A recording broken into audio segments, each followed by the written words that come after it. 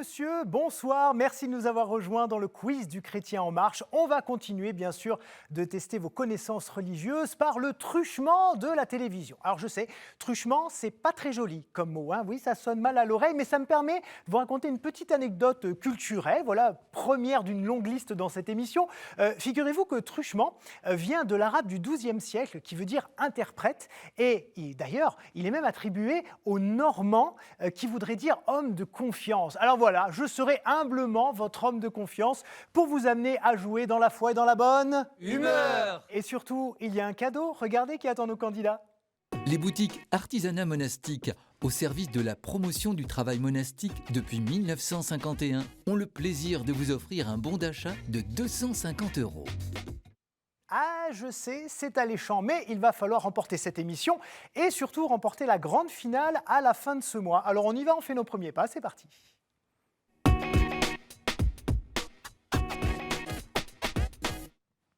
Et alors les amis, je vous promets une très très belle émission. Pourquoi ? Parce que quand je suis arrivé, les 3 candidats m'ont dit « on est cousins ». Alors, il y en a qui sont vraiment cousins, il y en a qui ne sont pas vraiment cousins, mais qui se considèrent comme cousins. En tout cas, nous avons ici 3 amis. Bonsoir à tous, Risco, Emmanuel et Thomas. Comment ça va ? Très bien, merci. Vous. Alors, je compte sur vous parce qu'avant l'émission, c'était le feu sur ce plateau. Donc, je compte sur vous pour être avec autant de bonne humeur maintenant. On va commencer déjà par vous découvrir. Risco, vous nous venez d'où ? Alors, je viens d'un petit village qui s'appelle Bouqueval, tout près de Gonesse, de Sarcelles, où il y a la communauté chaldéenne. Donc, j'ai bientôt 40 ans, je suis marié, je suis père de 4 enfants.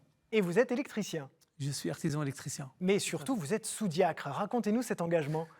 Exactement, je suis sous-diacre à l'église chaldéenne. Donc, le sous-diaconat est très répandu dans l'église chaldéenne, puisque ce sont les sous-diacres qui aident le prêtre dans le service liturgique, parce que tout simplement, la liturgie est en araméen. Et peu de gens, malheureusement, connaissent la langue, donc ce sont les sous-diacres qui assistent le prêtre dans la liturgie. Dites-nous quelques mots peut-être sur l'église chaldéenne pour les gens qui nous regardent et qui ne savent pas quelle est son origine, quelles sont ses spécificités. Oui, alors l'église chaldéenne est originaire de la Mésopotamie. D'ailleurs, le siège du patriarcat est toujours à Bagdad actuellement. Oui. Maintenant, il y a une grande diaspora dans le monde voilà, à travers les pays en Europe, aux États-Unis, etc. Tout simplement. Et quelles sont dans la liturgie ? Est-ce qu'il y a des petites différences par rapport aux catholiques latins, si je puis dire ? Alors, l'église chaldéenne est catholique, bien sûr. Oui. La grande différence, c'est que la liturgie est en araméen. Voilà, d'accord. Voilà, donc on dit dans la langue du Christ. Et vous aimez surtout la généalogie. Ça, c'est toujours très intéressant parce que pour savoir où on va, il faut savoir d'où l'on vient. C'est ce qu'on dit habituellement. Vous êtes remonté jusqu'où dans votre propre généalogie, par exemple ? En fait, nos parents nous parlent souvent de nos parents, de nos grands-parents, de nos aïeuls. Et pour ne pas oublier tout ça, avec une amie, on avait créé une association qui s'appelait Nashwata. On a décidé, à travers un logiciel, de justement reconstituer toute la généalogie de notre famille. On est remonté vraiment à des c'est quoi, c'est Moyen-Âge ? Un peu avant ? Moyen-Âge ou un peu après ? Je pense peut-être pas autant, mais au moins à 500 ans. D'accord, ah oui quand même. Bon, en tout cas, vos aïeuls sont probablement en train de vous regarder maintenant et ils sont là, on se dit, Risco, ne nous déçois pas. C'est maintenant, c'est le moment. Allez, on y va. Top pour le chrono, on y va pour les questions et top. Où Michel-Ange a-t-il peint sa célèbre création d'Adam ? Au couvent San Marco, à la chapelle Sixtine ou à la galerie des Offices ? B, à la chapelle Sixtine. Oui, et chapelle ça, une bonne réponse, bravo. Quel ordre religieux a pour devise Veritas ? Est-ce que ce sont les jésuites, réponse A, les légionnaires du Christ, réponse B, ou les dominicains, réponse C ? Les légionnaires du Christ ? Et non, c'était les dominicains. D'accord. Quel président de la conférence épiscopale en a développé la collégialité ? Est-ce que c'est le cardinal Louis-Marie Billet ? Est-ce que c'est Jean-Jacques Ollier ou est-ce que c'est Denis Sonnet ?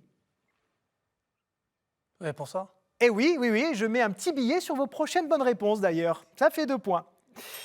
À qui est dédiée la cathédrale Saint-Sauveur de Cayenne ? Est-ce qu'elle est dédiée à Saint-Sauveur Giordano, à Saint-Jean de Matha ou bien à Jésus ? C'est à Jésus ? Ben oui, c'était une question un petit peu pimentée et vous en êtes très bien sortis. 3 points. Quel aventurier de cinéma cherche et récupère une croix précieuse supposée appartenir au conquistador Coronado ? Est-ce que c'est Arsène Lupin, réponse A ? Est-ce que c'est Crocodile Dundee? Réponse B. Ou est-ce que c'est Indiana Jones? Réponse C. Arsène Lupin? Ah non, c'était Indiana Jones, figurez-vous. Ah oui. La querelle des investitures au XIe et XIIe siècle opposa la papauté et Byzance, réponse A, le Saint-Empire romain germanique, réponse B, ou bien le duc de Milan, réponse C. Byzance? Et non, c'était le Saint-Empire romain germanique. Comment s'appelle la plus grande mosquée de Jérusalem sur le mont du Temple? Est-ce qu'on l'appelle la mosquée bleue? Réponse A. La Kaaba? Réponse B. Ou Al-Aqsa? Réponse C. La mosquée Al-Aqsa. Oui, et un point de plus dans votre Kaaba, bravo. Qu'ont en commun les papes Benoît XI, Innocent V et Pie V? Vous l'avez entendu, le gong a retenti, ça veut dire qu'on a tout le temps de réfléchir à cette question. Donc les papes Benoît XI, Innocent V et Pie V, ils étaient tous suisses, ils étaient tous aveugles, ou bien ils étaient tous dominicains? Je dirais dominicain. Eh oui, c'est une bonne réponse et ça vous fait 5 points. Bravo Risco. Voilà une belle entrée en matière. Emmanuel, comment ça va? Très bien. On va s'intéresser à vous. Qu'est-ce que vous faites dans la vie et vous nous venez d'où? Alors, je suis chef d'entreprise d'une petite TPE spécialisée dans l'installation de systèmes de sécurité, donc D'accord. la vidéoprotection, l'alarme intrusion, le contrôle d'accès. D'accord. Voilà, donc je viens de Sarcelles, dans le 95, là où réside la majeure partie de la communauté chaldéenne en France. Ouais. Voilà, je suis marié depuis 10 ans. Et puis, j'ai une particularité avec mon église, c'est que depuis peu, je m'attache davantage à la liturgie, puisque je suis revenu dans les servants de messe il y a 3 ans. D'accord. Parce que vous Je en étiez m'étais parti. m'étais engagé à l'âge de mes 16 ans, 17 ans, D'accord. pendant 7-8 ans. Et puis, j'ai décroché un moment, et puis je suis revenu avec une plus grande ferveur. Ouais. Et j'ai apporté du sang neuf avec justement la fondation. En fait, j'ai créé une application qui s'appelle Yertuta. Donc, Yertuta en araméen, ça veut dire l'héritage. D'accord.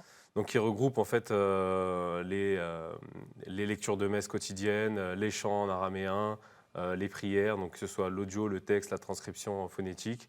Et aussi la possibilité d'apprendre la langue araméenne avec un lexique et des cours. Et c'est une application gratuite si les gens veulent la télécharger? Tout à fait, chez c'est une eux. application gratuite disponible sur Apple Store et Android. Redites-nous le nom pour que les gens Alors, puissent noter c'est chez eux. Yartuta, donc c'est avec un Y, Y-A-R-T-O-U-T-H-A. Donc ça veut dire l'héritage. Voilà, Et ça permet à chacun en fait de vivre sa foi tous les jours, où qu'il soit, Tout à fait. dans n'importe quelle région du monde. Tout à fait. Alors, c'est aussi l'application qui est rattachée au site internet de notre paroisse, qui est la paroisse Saint-Thomas Apôtre à Sarcelles. Donc, on peut naviguer autant sur l'application que sur le site. Ce sont le même contenu, en fait. Parmi vos passions, je lis la musique. Est-ce que vous avez quelque chose de particulier à nous raconter là-dessus? La musique, si je peux dire la musique chaldéenne, Ouais. particulièrement. La musique chaldéenne, ça a bercé toute mon enfance et ça la berce encore maintenant. Peut-être moins maintenant parce que j'ai peut-être un peu moins le temps à consacrer à ça. Mais c'est vrai que pendant de longues années, j'avais un premier site internet à l'âge, quand je venais de rentrer en tant que servant de messe, j'étais un peu sur la ferveur, un peu sur tous les postes, avec du folklore de la liturgie, du folklore en chaldéen, avec des danses chaldéennes. Et puis la musique chaldéenne, en fait, c'est toujours pareil, c'est tout ce qui se rapproche à nos racines. J'aime le faire découvrir pour ma communauté et puis pour les gens qui veulent la découvrir. Bien sûr. Et donc, Mais c'est quoi la particularité, selon vous, de la musique chaldéenne? En quoi ça... Il y a des instruments évidemment orientaux, c'est ça qu'on peut, oui, qu'on peut comprendre? c'est de la musique qui est vraiment tirée de l'Orient, donc ça se rapproche souvent des musiques turques, des musiques kurdes, des musiques arabes également. C'est des musiques souvent, alors on a plusieurs types, mais majoritairement les musiques qui sont écoutées dans la communauté, c'est beaucoup les musiques qu'on retrouve dans les mariages. D'accord. Parce qu'on fête énormément de mariages. Donc c'est très joyeux en fait. Donc hein, c'est très ça. festif et ça donne envie de danser. Et voilà, donc c'est aussi beaucoup tourné vers l'amour. Donc, Bon, là, je ne sais pas si on va danser avec les questions que je vais vous poser maintenant. On verra. Si vous avez un grand score, on pourra tous danser ensemble pour fêter ça. pas de Ok, souci. allez, on y va. Top pour le chrono, vous avez 2 minutes. Quel disciple refusa d'abord que Jésus lave ses pieds? Est-ce que ce disciple, c'est Judas? Est-ce que c'est Pierre? Ou est-ce que c'est Isidore Duncan? Pierre. Oui, Pierre c'est répond. Pierre, et vous avez reconnu une légère allusion à Isadora Duncan qui dansait les pieds nus. À quelle date fête-t-on Saint-Jacques le Majeur? Le 25 juillet, réponse A. Le 8 août, réponse B. Ou bien le 9 septembre, réponse C. Je dirais le 25 juillet. Et c'est une réussite majeure, ça vous fait 2 points. Qu'est-ce que le périsonium? Est-ce que c'est le déambulatoire de la cathédrale? Est-ce que c'est la muraille de Jérusalem? Ou est-ce que c'est l'étoffe sur Jésus en croix? La muraille de Jérusalem. Et non, c'était l'étoffe sur Jésus en croix. Combien de fois dit-on « Prends pitié de nous » dans le credo? Est-ce qu'on le dit 2 fois? Est-ce qu'on le dit 1 fois? Ou est-ce qu'on ne le dit jamais? On le dit jamais. Et non, on le dit 2 fois. Ah. Eh oui. Qui est le frère fondateur de la communauté de Thésée? Est-ce que c'est Richard? Réponse A. Robert? Réponse B. Ou Roger? Réponse C. Réponse C, Roger. Eh oui, et c'est Thésée, c'était Thésée, tout ça pour les Bourguignons. Lequel est surnommé dimanche du bon pasteur à cause de ses lectures? Est-ce que c'est le 4e dimanche de Pâques? Est-ce que c'est le 3e dimanche ordinaire? Ou est-ce que c'est le 2e dimanche de l'Avent? 4e dimanche de Pâques. Eh oui, un bon pasteur, 1 point, ça fait 4. Quel est le nouveau prénom de Simon que nous traduisons par Pierre? Est-ce que c'est Ephata? Réponse A. Képhas? Réponse B. Ou Maranatha? Réponse C. Réponse B, Képhas. Eh oui, c'est 1 point. Képhas, toutes vos anciennes mauvaises réponses. Bravo. Quel livre biblique commence par ces mots? Adam, Seth, Énoch, Kénan, Mahalaleel, Yéred, Enoch, etc. Est-ce que ce livre, c'est la Genèse? Est-ce que ce livre, c'est Tobie? Ou est-ce que c'est le premier livre des Chroniques? Les chroniques. Oui, ce sont des descendants d'Adam. Bravo! 6 points. Alors là, les amis, vous avez remarqué qu'on est sur un standard assez haut en termes de candidats. 5 points pour Isco, 6 points pour Emmanuel. Et là, Thomas, il se dit, il faut que je sois à la hauteur. Ça va, Thomas? Ça va, ça va. Mais Thomas, il faut le savoir, est ancien séminariste. Donc, il a déjà un certain nombre de préacquis culturels normalement. Vous nous venez d'où? Racontez-nous tout. Donc moi je suis aussi chaldéen, donc comme Manu et comme Risco. Je viens de Saint-Brice-sous-Forêt. Ouais. Donc j'y habite depuis ma naissance avec mes parents. Et vous êtes commercial. Exactement, je suis commercial dans le domaine des télécoms, pour Alors, les professionnels particulièrement. D'accord. Racontez-nous, puisqu'on en parlait, votre engagement en tant que séminariste. Mais vous êtes ancien séminariste. Exactement. À quel moment vous avez ressenti cet appel? Qu'est-ce qui s'est passé en vous? Pour raconter une petite anecdote, quand j'étais jeune, je me suis rendu compte que j'avais un grand désir de m'engager en tant que jeune sapeur-pompier. D'accord. Donc du coup, c'était un cursus sur 3 ans qui commence de 15 à 18 ans. Et je me suis engagé 1 an trop tard, donc à 16 ans, et on m'a refusé parce que justement, c'est un cursus sur 3 ans. Et à partir de là, en fait, je me suis rendu compte que j'avais un réel désir de m'engager pour aider les gens. Je ne sais pas dans quel domaine, de servir exactement, de servir. Et en fait, je me suis rendu compte qu'au fur et à mesure des années, donc j'avais ce désir de devenir prêtre déjà depuis tout jeune, parce que justement, le curé de notre communauté, le père Sabri, c'est un curé qui m'a vraiment émerveillé dans cette démarche-là de vouloir devenir prêtre. Et bon, je me suis rendu compte que ce n'était pas ma vocation, donc du coup, j'ai décidé d'arrêter, mais c'était vraiment ce désir de servir. Et alors, est-ce que vous avez des passions à nous partager peut-être?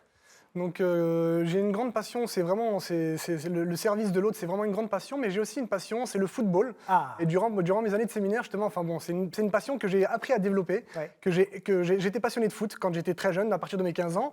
À partir de mes 15 ans, j'ai commencé à haïr le foot, mais vraiment énormément. Ah ouais? Et au séminaire, donc on m'a confié justement une responsabilité d'entraîneur de foot. Alors de 15 ans à 28 ans, j'ai complètement oublié le foot et ce que c'était. Et en fait, je me suis donné à fond pour essayer de développer justement les connaissances que j'avais footballistiques. Mais d'ailleurs, chaque année, me semble-t-il que sur KTO, on filme un tournoi interséminaire. Exactement, et j'y ai participé. Et voilà, pendant on mes années de vient séminaire. faire un reportage à chaque fois. D'ailleurs, c'est génial. On voit d'ailleurs qu'il y a de la qualité chez nos amis séminaristes. Vous avez une équipe en particulier que vous soutenez? Ouais, le Real Madrid. Ah, le Real Madrid, oui, vous tapez dans les cadors européens. Vous n'alliez pas me dire l'OGC Nice ou ce stade de Reims. Malheureusement, il n'y a pas de, j'ai envie de dire, de choses de cœur qui me tiennent à ce club-là. Ouais, juste c'est que c'est un club que j'ai appris à aimer étant jeune, mais il n'y a pas d'attache Bah, particulière. c'est surtout qu'il y a Zizou au Real, et tout le monde se rappellera du coup de tête de Zizou en finale de la Coupe du Monde en 98. On y va? On y va. Allez, on va voir si vous allez mettre le ballon en pleine lucarne dans mes questions. C'est parti? On va essayer. Allez, go, top pour le chrono. Qui fut le premier évêque de Lyon et de Gaulle selon Eusèbe de Césarée? Est-ce que c'est Saint Boucan? Réponse A. Saint Potin? Réponse B. Ou Saint Barouf? Réponse C. B, Saint-Potin. Eh oui, vous démarrez en fanfare, bravo.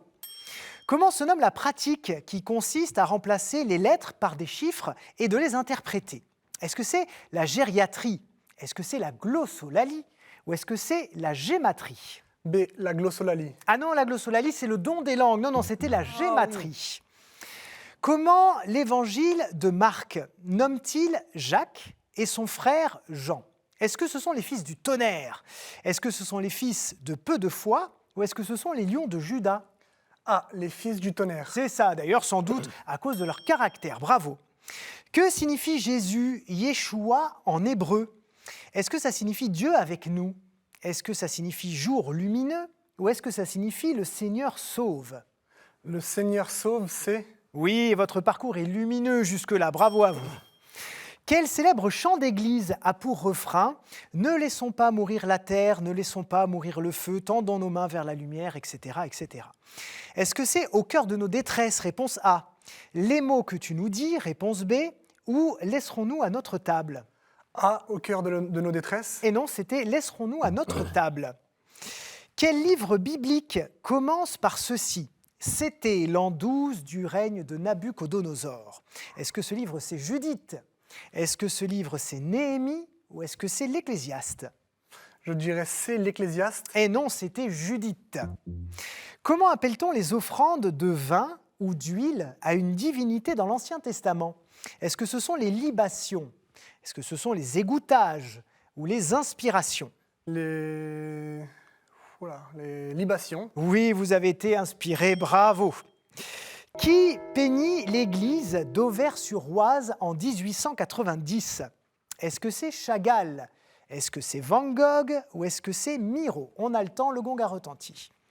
Donc l'église d'Auvers-sur-Oise en 1890, Chagall, Van Gogh ou Miro?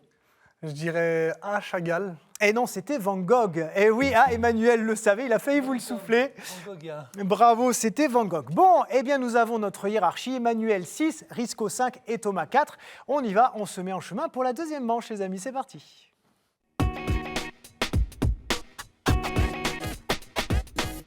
Et c'est donc Emmanuel avec 6 points qui va nous choisir 2 thèmes et Risco en choisira un. Parmi ceux-ci, les amis, les saints et les témoins de la foi, la Bible, l'Église et son histoire, liturgie, sacrement et prière, art, culture et foi, et puis les questions providentielles. Emmanuel, je vous écoute. Alors, je vais choisir la Bible et les questions providentielles. Très bon choix. Et Risco, s'il vous plaît. On ne sait que choisir. Je pense que je vais prendre la liturgie. Sacrement et prière. Liturgie, sacrement et prière. Bravo. Alors, maintenant, les scores reviennent à 0. Thomas, on oublie cette manche 1, un peu décevante, je suppose, pour vous, mais c'est pas grave, c'est maintenant que ça se joue pour venir avec moi en finale de cette émission. Et on commence avec Bible, écoutez bien, et les mains sur le buzzer. Notre livre raconte une tranche d'histoire, un cycle répétitif pour les tribus israélites, de périodes de paix, puis de décadence, de retour aux idoles des Cananéens, de domination étrangère, puis de repentir sous la direction d'un chef qui rétablit la paix et le culte de Dieu et délivre le peuple de l'oppression de ses ennemis. Certains d'entre nous sont mineurs, comme Tola, Jaïr, Ibstan ou Ibstan, Elon, Abdon. Le plus marquant est sans doute Gédéon. Le dernier est Samson. Après, nous viendront les rois. En hébreu, Shophet au singulier, Shoftim, Emmanuel. Ecclésiaste? Non, c'est pas ça que j'attends. En hébreu, Shophet au singulier, Shoftim au pluriel, évoque en français l'univers des tribunaux. Qui sommes-nous? Risco. Les juges. Les juges est une excellente réponse. Bravo Risco, ça vous fait 1 point. On continue avec les questions providentielles. Un grand nombre de religions ont fait de moi un symbole du divin à cause de mes caractéristiques. Les Égyptiens de l'Antiquité, par exemple, me définissaient comme la chair des dieux. Salomon ne manquait pas de goût pour moi. Il m'a d'ailleurs utilisé pour de nombreux objets du temple, comme la menorah et les coupes. En art, je symbolise la lumière de Dieu et je nimbe de nombreuses têtes, ainsi que le fond des icônes, car je suis aussi inaltérable que le divin. Emmanuel? L'or? L'or, effectivement, c'est bien ça. Bravo à vous. 1 point également. Liturgie, prière et sacrement maintenant. Je suis une opération que les mathématiques considèrent comme non effectuée, tandis que la liturgie, elle, en constate bel et bien l'effet. La concélébration me rend plus nécessaire et plus parlante pour exprimer l'unité. En insérant l'Agnus Dei dans la liturgie, le pape Sergius institua qu'on la chanterait pendant mon déroulement. J'interviens après le geste de paix. Vous avez bien compris qu'on cherche un geste liturgique. Je suis un des plus anciens noms de l'Eucharistie, reproduisant le geste du Christ serviteur, donnant sa vie pour que nous ayons la vie en abondance, rompue par la souffrance et distribuée à tous. C'est par moi, Emmanuel. La communion? Ce n'est pas la communion que j'attends. Et Thomas? La consécration? Ce n'est pas non plus la consécration. Risco, attendez bien la fin de la question, vous allez avoir un indice qui va peut-être vous aider. C'est par moi que Jésus s'est fait reconnaître des disciples d'Emmaüs. La fraction. La fraction du pain, bravo. Quand je vous dis, Thomas Emmanuel, attendez bien la fin. Mais vous avez raison d'un côté de tenter comme ça. Vous avez un point. Mais voilà, Risco fait un premier break. Bravo à vous. On revient à notre question Bible. Nous sommes deux et classés parmi les catholiques. Nous sommes sans doute pseudépigraphiques, c'est-à-dire que ça désigne un texte faussement attribué à un auteur qui ne l'a pas écrit. Nous sommes donc sans doute pseudépigraphiques et rédigés à Rome. La première, datée des années 80-90, encourage les chrétiens dispersés dans un monde hostile à tenir bon. La seconde, plus tardive, évoque les crises qui traversent l'Église dans l'attente du jour du Seigneur. Nous fondons toutes deux notre autorité sur le premier des apôtres. Donc il y a déjà un énorme indice. Si vous avez le premier des apôtres en tête, vous mettez son prénom et juste avant, vous pensez à deux choses qui pourraient être liées. Les lettres de Saint-Pierre. Les lettres de Saint-Pierre est une excellente réponse, Risco, bravo. Les amis, Risco, il vous met à l'amende depuis tout à l'heure. Ça va? Ça va, ça va. Thomas? Moi, ça va très mal.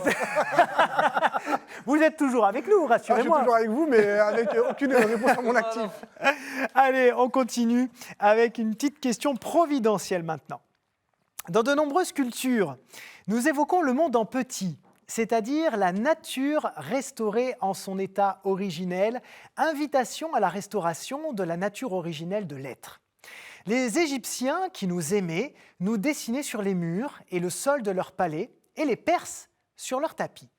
Notre plus beau chant est dans le Cantique des Cantiques, où la fiancée est comparée à l'un d'entre nous, bien clos, et où le bien-aimé entre récolter la myrrhe et le baume, boire son vin et son lait. Je suis pour cela au milieu du cloître, évoquant l'Éden, qui est Dieu. Qu'est-ce qui est associé à Éden les trois quarts du temps, Emmanuel? Jardin de... Le jardin, voilà, tout simplement, bravo. Bon, Thomas, malheureusement, je n'ai rien pu faire pour vous sur ce coup-là. Vous êtes malheureusement éliminé de cette émission, mais ça a été un bonheur de vous avoir, vraiment. Et en plus de ça, vous avez un cadeau, regardez. Sage Distribution a le plaisir de vous offrir les DVD des films Unplanned, non planifiés et Terre de Marie.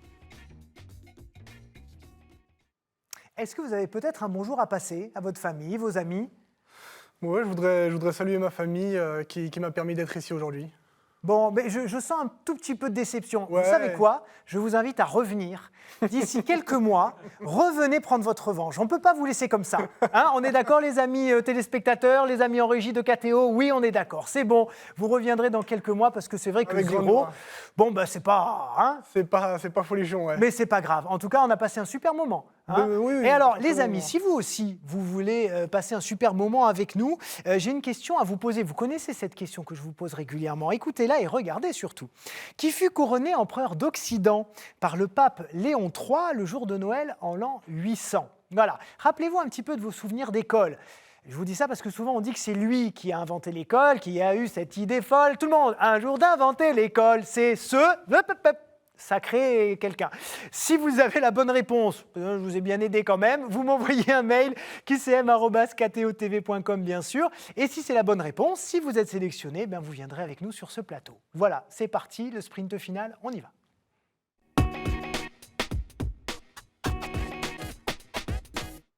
Alors, je ne sais pas vous, mais moi, j'ai très, très hâte de savoir qui va remporter cette émission. On a 2 excellents candidats, vous l'avez vu. En plus, ils sont potes, donc je pense qu'après l'émission, ça va un tout petit peu chambrer. Surtout qu'il y a Thomas qui regarde. Voici en tout cas les thématiques qu'ils vont devoir défier. Et j'ai demandé à Risco, bien sûr, de faire son choix, puisque c'est lui qui a brillamment remporté la manche numéro 2. Alors, je vais mettre, comme d'habitude, 5 cartes face à moi. Et je vais vous demander, s'il vous plaît, un chiffre entre 1 et 5. 2. 2, 1, 2, on enlève tout. Et que nous reste-t-il? Que reste-t-il de nos amours? Eh bien, ce sont les prisons qui restent. Ah, les prisons. J'adore le petit rire gêné qui dit « Qu'est-ce qui se passe ?» Cette question donc sur les prisons. Et c'est parti, la main sur le buzzer, c'est de la culture et de la rapidité aussi.